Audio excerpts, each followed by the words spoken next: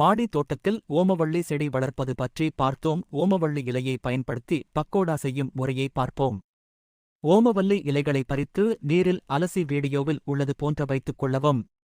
தேவையான பொருள்கள் 15 முதல் 20 ஓமவள்ளி இலைகள், ராகி மாவு, கடலை மாவு, அரிசி மாவு, தலா 100 கிராம், 5 பெரிய வெங்காயம் நீளவாக்கில் வெட்டியது, பொட்டுக்கடலை, கொத்தமல்லி, 2 ஸ்பூன் சோம்பு, கொரகொரப்பாக அரைப்பதற்கு இஞ்சி பச்சை மிளகாய் பூண்டு, தேவைக்கு ஏற்ப உப்பு, இஞ்சி பச்சை மிளகாய் பூண்டு அரைத்து விழுது.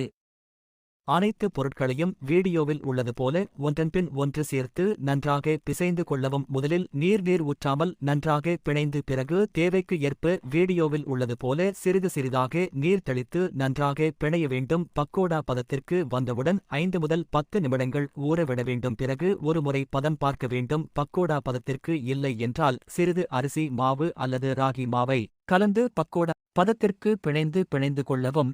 பக்கோடா பதம் என்பது மாவில் சிறிது கெட்டியாக இருக்க வேண்டும் மற்றும் பக்கோடா மாவில் உங்களுக்கு தேவையான உப்பின் அளவு இருக்கிறதா என்று சாப்பிட்டு பார்த்து கொள்ளவும்.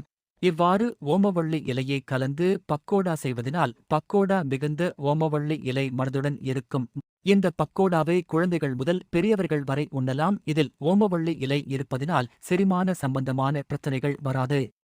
அடுப்பில் எண்ணெயை ஊற்றி சூடு ஆனதும் சிறு சிறு துண்டுகளாக வீடியோவில் உள்ளது போன்று போட்டு அதன் பிறகு நன்றாக கலக்கிவிட வேண்டும். 4 முதல் 5 நிமிடங்கள் வெந்தவுடன் பக்கோடாவை எடுத்து சுவைக்கலாம்.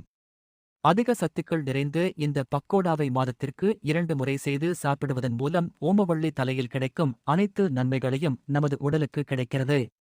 நீங்களும் ஓமவல்லி பக்கோடா செய்து பார்த்து மகிழவும். Like the video.